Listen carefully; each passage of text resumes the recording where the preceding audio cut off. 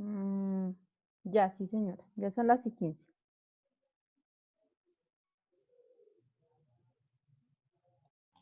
Bueno, buenas noches para todos. El programa que me tocó presentar a mí es Ética y Moral Profesional. Bueno, ¿qué es la ética? Es un estudio sistemático de los problemas fundamentales de la conducta humana. Describe la base sobre la cual las personas de manera individual o colectiva deciden que ciertas acciones son correctas o incorrectas, y si es deber de una persona hacer algo, o si tiene el derecho de hacer. La ética estudia las acciones humanas, sus efectos y el valor de dichas acciones. De igual manera determinar qué es lo correcto y lo incorrecto. La ética es ciencia normativa, ya que se ocupa de un ideal, es decir, no con lo que es conducta humana es, sino con lo que debe ser. Eh, la ética profesional de enfermería. La ética de enfermería estudia las razones, perdón, de los comportamientos en la práctica de la profesión, los principios que regulan dichas conductas, las motivaciones, los valores del ejercicio profesional, los cambios y las transformaciones a través del tiempo. Perdón. Una de las fuentes de la ética profesional son las fuentes de la ética profesional, son las normas determinadas exclusivamente para la presentación de servicios o la sociedad teniendo como base los elementales normas. Entre más tenemos las normas jurídicas se basan en el cumplimiento del conjunto de normas o reglas de conducta de carácter obligatorio que regulan las actividades de los individuos en su convivencia social. Otra norma es la norma moral, es la enfermedad como profesional debe aceptar la responsabilidad de tomar decisiones y realizar acciones en sociedad. Su comportamiento profesional afecta o beneficia a otros miembros de la comunidad, por ello debe adjuntarse a las normas de la ética profesional. Normas de trato social. Los enfermeros deben coordinar sus acciones con otros miembros de equipo de salud en la atención del individuo, cumpliendo las normas establecidas por la sociedad. La moral en enfermería es la enfermería como profesión requiere una guía moral para cumplir con el fin primordial de servir el bien común, mejorar la salud de nuestro pueblo y prolongar la vida del hombre. Normas morales para las enfermeras. Tenemos dos, la primera es la profesión. En la profesión se basan dos, que es la vocación y la disciplina. Y la segunda es la atención al usuario, y dos de ellas también se basan en proteger la individualidad, y la otra es proteger al usuario de causas extremas que pueden producir una enfermedad. Las características, perdón, implica acción de acuerdo con las normas morales, se ocupa del estudio de los problemas teórico-moral, equivale al conocimiento, se basa en un plan filosófico, que es el bien, que es la virtud y que es la felicidad. Se ocupa de los valores humanos. Atención al usuario. La atención del usuario se basa en dos. La primera es proteger al individuo del usuario, la cual es los diversos modelos teóricos para la enfermería tienen como base fundamental el trato a la persona como ser humano. La segunda es proteger al usuario de causas externas que pueden producir una enfermedad, la cual es la presentación de los de los cuidados, es deber de la enfermedad evitar y otorgenias por ignorancia, omisión, descuido y negligencia. Ahí se acaba el primer tema. Ya les muestro el segundo. Permítanme un momento. El segundo es el duelo en el puesto de salud. El duelo es a lo largo de la vida se presentan momentos difíciles de manejar, siendo uno de los más críticos los relacionados con las muertes de un querido y la forma de afrontar esa situación. Todos los seres humanos durante la vida enfrentamos múltiples y diversas pérdidas que nos llevan indiscutibles a vivir un duelo. Es una experiencia inevitable que conlleva sufrimiento por su superación, perdón. Puede ser una oportunidad de fortalecer la madurez y el crecimiento profesional. El duelo normal es a veces llamado duelo no complicado, que abarca un amplio rango de sentimientos y conductas que no son normales después de una pérdida y que han sido enumeradas por orden.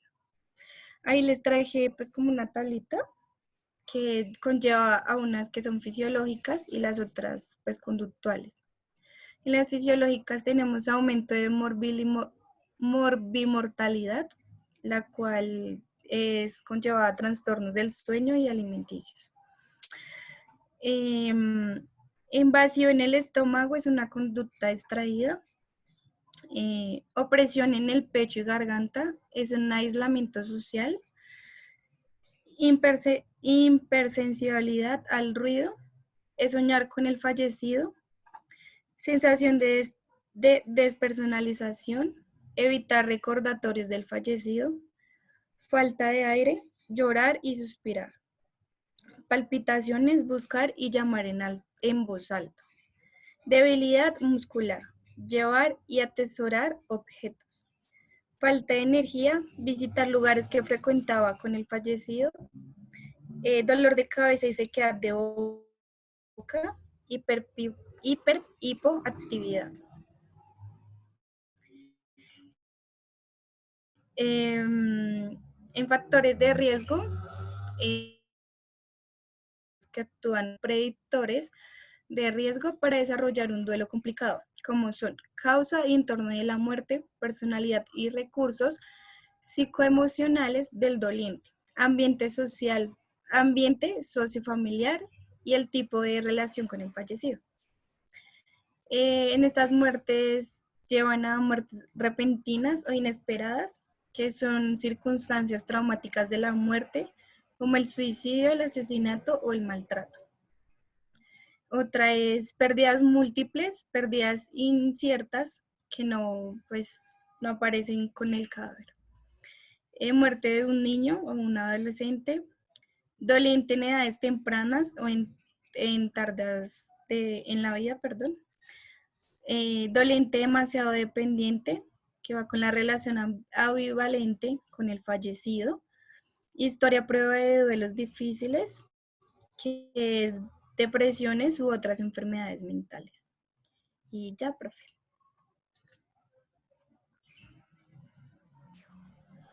Listo, Dayana, muchas gracias. Muy buena la presentación. Espero Gracias. hayan estado atentos. Eh, ya Dayana ya cumplió con su parte, ya hoy le tocaba el tema efectivamente de ética moral y la parte del duelo. A continuación ya les voy a presentar valga la redundancia, decir, la presentación que yo les traigo para poder complementar el tema. La idea es que al final dos de sus compañeritas desean presentar su notica que ayer la hicieron, pero por cuestiones pues, de tiempo, como ustedes se dieron cuenta ayer, si el tiempo fue apenitas, ellas que desean presentarlas. ¿Listo? Em, listo, entonces vamos con la presentación de ética médica, biomédica. Profe, una Señor, pregunta. Esa presentación que va a mostrar ya la subiste a la plataforma. sí, ya. Gracias, profe. Vale.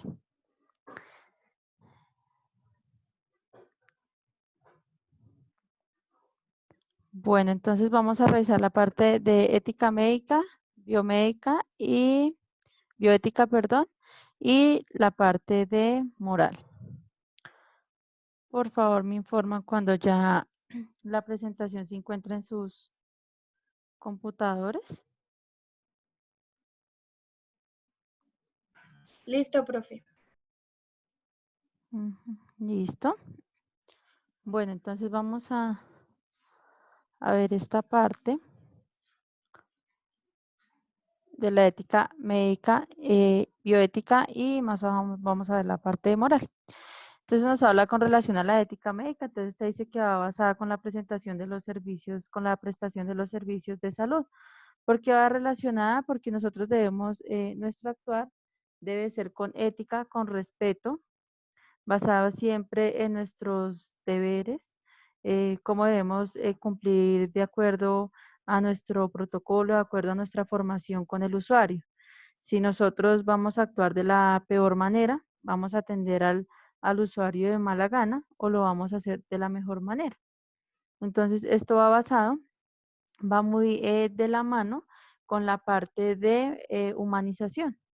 Entonces, porque nos habla que es la base. Entonces, es la base de todo también la ética médica y no solamente nos habla de la ética médica, esto encierra un sinnúmero de cosas. Esto habla también de la ética profesional, de nuestra ética en la parte de cómo uno es en la que cada uno estudió y va a desarrollar sus habilidades, su conocimiento adquirido durante una asignatura, durante su carrera. También tenemos una definición, la reflexión sistemática, el comportamiento y la actividad.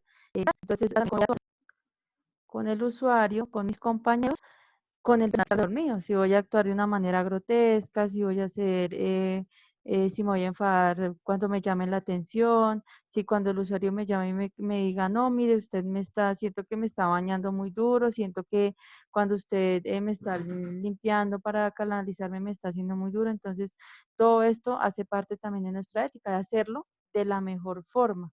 También ética es que no tengo que tener un policía al lado para que me esté diciendo cómo haga las cosas, no. La idea es que yo la haga de la mejor forma sin que me estén diciendo, venga, usted lo hizo mal, porque verdad es muy harto que estén detrás, así, empezando, detrás de uno que le estén diciendo todo y uno encima de la gente estarle diciendo. Entonces, no es eso, si usted hace las cosas bien, nadie tiene que necesidad, ustedes van a depositar muchísima confianza en ustedes, por ende es muy importante que ustedes trabajen de la mejor manera. Es decir, que si Dayana me dice, yo voy a canalizarlo, yo no tengo por qué irme detrás de ella porque ella me genere desconfianza y yo diga, no, me voy más bien a verla porque es que cada vez que ella canaliza, fijo, se fleviten los flebitis los pacientes. Entonces, no, la idea es que ya, no, bueno, voy a canalizar, bueno, mija, ya le pedí todo, vaya a canalizar, porque yo le tengo esa confianza, ¿sí? Y entonces, porque ella trabaja con ética, porque ella sabe que va a hacer las cosas bien, con responsabilidad, que no tiene que tener una cámara encima para saber que no debe ingresar con un saco al cubículo del paciente, porque ya sabe que puede generarle una infección cruzada, que no tiene que el lavado de manos, alguien que dice, no es tan simple el lavado de manos, pero eso hace parte de nuestra ética profesional, de cómo yo voy a atender a un paciente, de que yo los atiendo a ellos como me gustaría que atendieran a mi familia. Entonces, es nuestro comportamiento laboral, de las actividades del día a día. Entonces, no es porque digan, ay, la mañoña de todas, qué fastidio, ella sí hace las notas así y ella sí copia todo y ella, mejor dicho, toma nota de todo y, mejor dicho, encima de todo, porque ella tiene ética profesional, porque ella no trabaja, suena feo decirlo quizá, pero hay gente quizá muy mediocre en su ámbito laboral que hace las cosas por hacerlas, ¿sí? Ya se vuelven como sistemáticos, ya se vuelven como rutinarios y lo peor que usted puede hacer es tomar rutina. La idea es siempre un día a día de hacer las cosas de la mejor manera. Entonces, esto es muy importante. Adicional a eso, hay 3 pilares. Quiero que los tenga muy presente, los más importantes. Por ende, los coloco en una sola diapositiva. ¿Sí? Hay otros, pero estos son los más importantes. Nos habla de la ética médica fundamentada en 3 principios esenciales que debemos siempre tener presente. Aquí tenemos el principio de beneficencia y también hay uno que es el de no maleficencia. El principio de autonomía y el principio de justicia. Estos son los principios claves en cuanto a la ética médica, que es lo que les digo, encierra todo. Entonces tenemos el principio de la beneficencia. Entonces, ¿a qué hace referencia esto? Entonces dice que cuando el profesional de salud se esmera, ¿sí ven? O sea, se esmera por atender a ese paciente, le trabaja, le hace el auxiliar de enfermería, está ya pendiente, que si ya llegó con una zona de presión, usted le trabaja para que no se le vuelva una úlcera ya bastante grande, que si el paciente le duele, si usted lo tiene al lado derecho, pues lo tiene en otra posición. Sí, es como trabajar de eso, esmerarse para atender a un paciente de la mejor forma. Em, siempre dice que se podría denominar como básico como la prestación de servicios de salud al beneficiar con la atención médica al paciente. Con eso simplemente ya está siendo el principio de beneficencia, el hecho de atender a un paciente, pero no es solo atenderlo por atenderlo porque quizás solamente el paciente va porque presenta un dolor en una rodilla, ¿sí? Pero qué hizo usted durante esa estancia ya para de que de verdad ese paciente se sintiera tranquilo? Quizá él descansaba cuando usted le elevaba la pierna ya y le colocaba almohadas, entonces, eh, lo que les digo, hay gente muy dedicada que va y consigue, si tiene que conseguir otras cobijas, va y las consigue, lo que él tenga que hacer, con tal de darle ese confort y esa, brindarle una buena atención al paciente. Entonces es esto, es ir más allá de lo que le podemos brindar, no solamente físico, sino también nuestra atención, escucharlos, saludarlos, esmerarse porque el paciente salga de la mejor manera, salga satisfecho con la atención que usted le brindó, que el día que se vaya, pueda en algún momento decir, allá me atendieron muy bien y usted cambiar como quizá esa mala, ¿cómo se dice? Em, lo malo que quizá han dicho de esa institución, que usted cambie la cara de esa institución, porque quizá lo que les digo, con una persona que lo haga mal, ya queda para que digan que es todo el mundo. Entonces, por ende, usted la va a cambiar porque usted va a prestar su servicio de la mejor manera, se va a esmerar por el mismo. Que hay que no, que los casos que veíamos ayer, por ejemplo, no, que no tiene pañales, entonces no tiene, y es que usted ve, por eso, digamos, uno se basa en los casos que ha visto. Entonces, como no tiene, no se esmera. Habían unos chicos muy pilos, yo me acuerdo, había un señor que no tenía pañales en algún momento, porque pues cuando se trabaja con pacientes muy humildes, con familias muy de bajos recursos económicos, suele pasar estas cosas. Entonces él lo que hacía era cogía una bolsa y le hacía un pañal de tela con una sábana. Entonces yo le decía, este chino se inventa unas cosas, pero se inventaba cosas para que el paciente quizá no estuviese mojado, para que no aguantara frito cuando se orinara y siempre estaba pendiente de cambiarlo. O sea, es eso, es ser diligente, no esperar a que le diga como, venga, no, sino tener esa chispa de poderlo hacer por iniciativa propia. Entonces ya uno sabía que cuando uno ya sabe, cuando hay personas que son muy pilas, usted está tranquilo. Como jefe, usted está tranquilo, usted sabe que durante el turno probablemente el paciente nunca se le va em, a tener un deterioro en algún momento porque ese pelado está ahí o esa, la auxiliar está ahí pendiente y entonces nadie le tiene que estar diciendo porque él va a pie adelante, jefe, ya se le acabó el medicamento, por favor, colóquele el otro. Sí, va siempre, están súper pendientes. Pero como habían otros que uno siempre sentía como, no, venga, yo mejor yo creo que cada 10 minutos uno se está parando porque tiene como que como esa desconfianza de saber de que se entretienen en algo, se entretienen chateando, ojo con eso porque hoy día la tecnología tiene pues tan tomadas quizá las mentes de las personas, que no, que el paciente le está hablando y usted está chateando, está en otro cuento y a veces se le pasan cosas fundamentales y cuando llega al final del turno se da cuenta que está totalmente atrasada. Entonces es muy importante dar prioridad. Hay momentos para todo, entonces hay momentos para chatear, hay momentos para compartir, hay momentos para hablar, hay momentos para fotos, pero siempre primero es el paciente. Tenemos el principio de la autonomía. Entonces, ¿de qué nos habla esto? Es cuando los seres humanos son capaces de tomar sus propias decisiones. Por ende, les traigo esta imagen donde un consentimiento informado le dice el médico, ¿lo firma o lo lee? Por lo general, los consentimientos informados son muy largos, muy largos. Entonces, en algunas ocasiones, pues hay gente que no entiende. Lo ideal es usted hablarle con sus propias palabras y decirle, o sea, hablarle en términos de que él entienda lo que le puede pasar de acuerdo a una cirugía, si es para mal, si es para bien, si pues hay muchas cosas en riesgo. Entonces, ahí es donde el usuario tiene toda su autonomía de decidir si la realiza o no la realiza.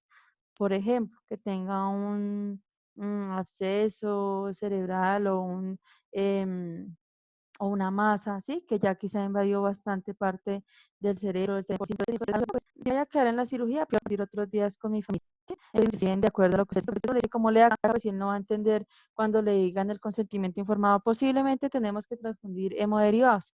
Y hemoderivados dirá, ¿qué es eso? Hemoderivados, ¿será que viene como de la leche? ¿Será que viene como de dónde? Porque hay gente que no entiende. Entonces, si usted le explica de la mejor manera, quizá él entienda y no va a tener ningún tipo de inconveniente. Por ende, entonces él tiene la autonomía de decidir si se deja hacer el procedimiento o no, y no tan solo con respecto a las cirugías. Aquí también abarca, por ejemplo, cuando el usuario dice, no quiero que me vuelvan a pasar una sonda.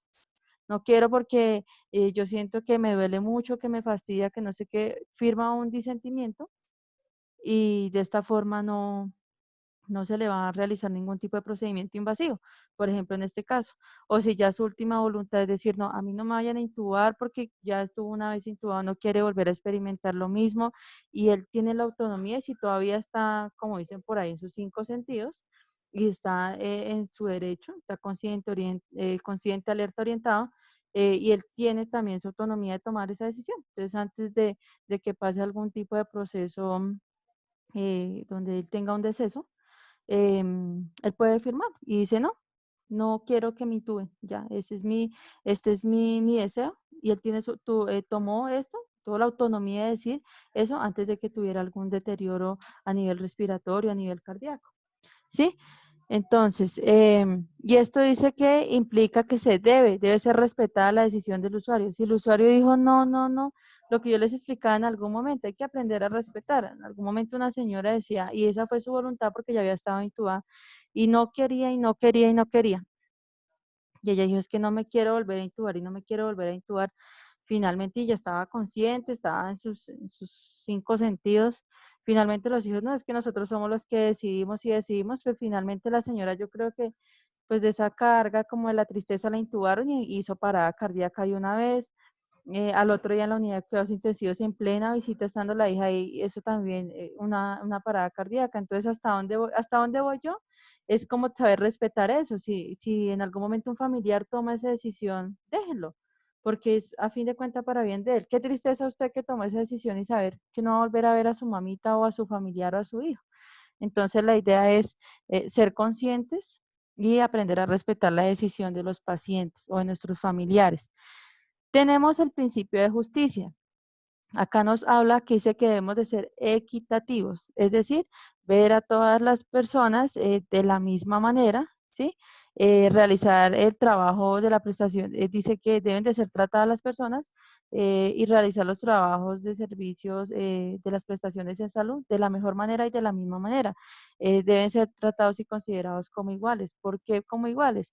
Porque resulta que es que eso es lo que yo creo que pues le faltan a muchos seres humanos, o quizá ay no, como esta señora viene de allá arriba de X barrio y la otra viene del barrio que es plano, entonces no, ella la tenemos bien, no, porque esta tiene X CPS y esta X no. Entonces no, mire que cuando usted aprende a tratar a todas las personas por igual, no, o que el recomendado, que el no sé qué, no, no, porque todos tenemos los mismos derechos, a todas las personas se les debe tratar de la misma manera, todos tienen derecho a la vida, que sí, que hay personas que son exigentes, que son eh, quizá groseros y todo eso, sí, pero por eso yo después no lo voy a rechazar y como que lo voy a coger entre ojos y como en algún momento hablábamos en una clase y que mamera llegó el paciente de siempre, otra vez viene a urgencias, otra vez viene a molestar, no. La idea es tratarlos a todos de la mejor manera y si son groseros con nosotros, pues nosotros seamos amables, sí, yo creo que no hay peor cosa que le podamos hacer a las personas es que cuando son groseros con nosotros, no les pagamos de la misma manera, sino simplemente les pagamos siendo respetuosos, siendo amables, ofreciendo lo mejor de nosotros, siendo equitativos. Entonces, esto va a dejar nuestro buen nombre en alto, se van a llevar quizá un buen recuerdo de nosotros. Bueno, o no todas las personas se lo pueden llevar, pero por lo menos usted hizo su mejor trabajo y trabajó con ética, que es lo más importante. Entonces, esto nos habla del principio de la justicia, tratar a todos por igual.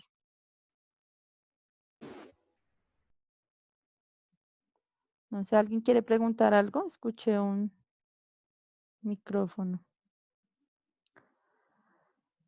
Y dentro de Profe, esto y en ese tenemos, principio de la justicia señor, no juega el derecho a la igualdad. por eso, es lo que hablábamos. Todos debemos, por eso la imagen, desde el más chiquito hasta el más grande, siempre debe tratarse con igualdad. Desafortunadamente, pues en algunas ocasiones no se ve, pero es lo que debemos hacer. Acá es donde dice, finalmente dice, todas las personas deben de ser tratadas y consideradas iguales.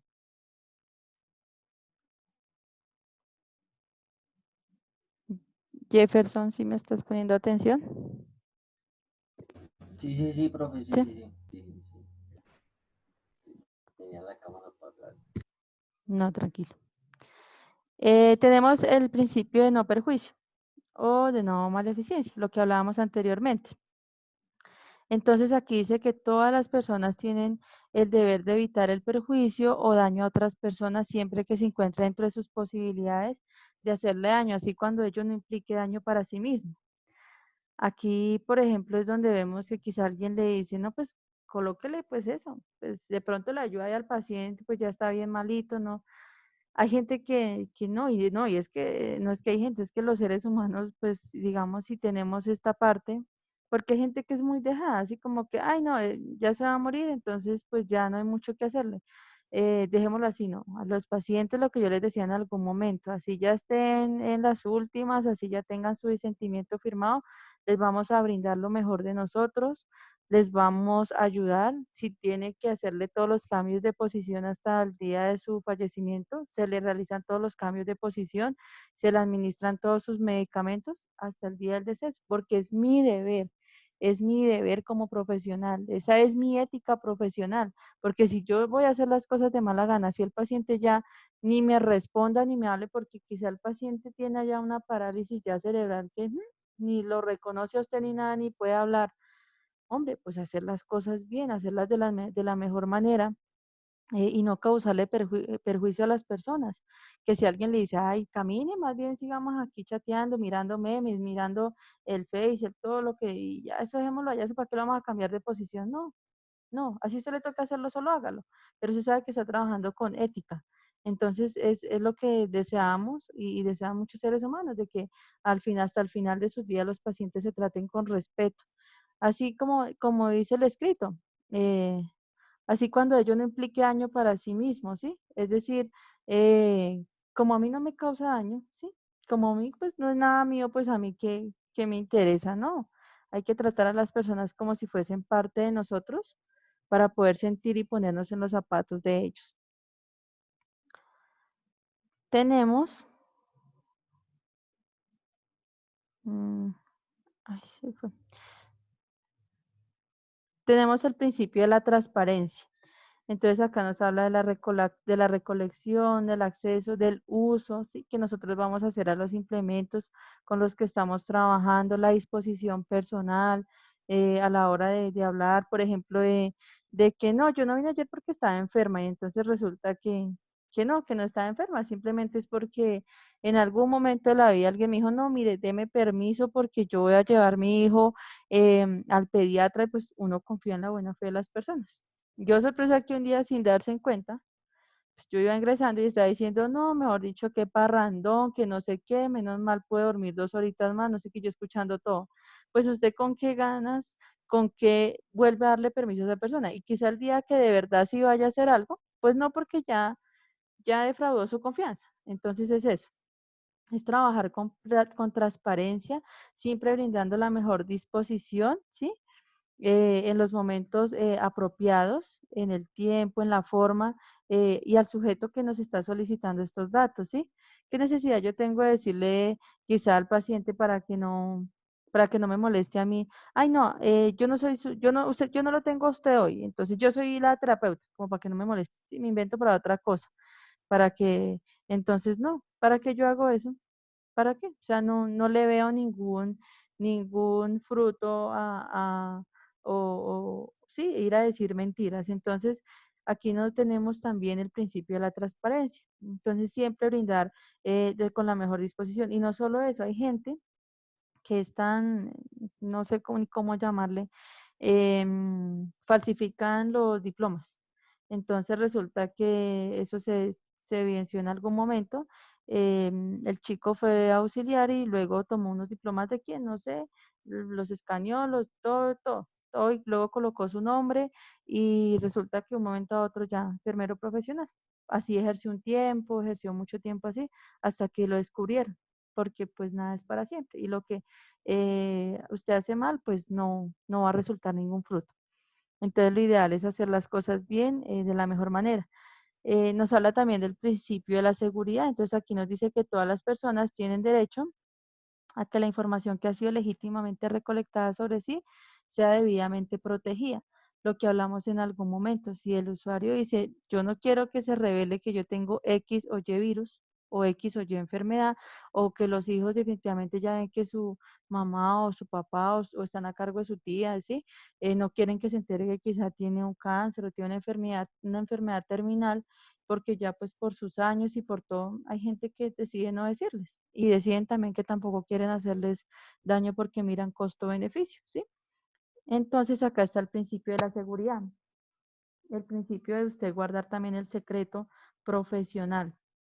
Entonces acá nos habla que mediante todas las medidas disponibles, razonables y apropiadas, tendientes a evitar pérdidas de degradación, así como la destrucción al acceso, manipulación, modificación o difusión pues, de la información sin ser autorizada. Quizá usted se lo olvide y dijo allá adelante de los usuarios, la paciente allá, por ejemplo, de la tuberculosis, la paciente del VIH. Entonces, no, a los pacientes no hay que llamarlos por su diagnóstico tampoco, porque si ellos no quieren que nadie se entere, entonces acaba el principio de la seguridad, porque él también está poniendo en sus manos su diagnóstico. Por ende, usted debe guardárselo y siempre dejar consignado en la historia clínica. El usuario no desea que su familia se entere, entonces, por favor, para que todos estén enterados y en algún momento no la vayan a embarrar. El principio del acceso, entonces acá nos habla de el registro de un ingreso electrónico al cual tiene derecho a acceder y a exigir la exactitud del mismo con relación a su precisión, integralidad y relevancia. Acá por ende va, por ejemplo, lo de las historias clínicas, pero recuerden que vimos en qué casos solo se puede solicitar, también quiénes la pueden solicitar, sí, no es todo, pero también el principio del acceso. Por ejemplo, al usuario clínico pues no se le puede negar un resumen de su historia clínica porque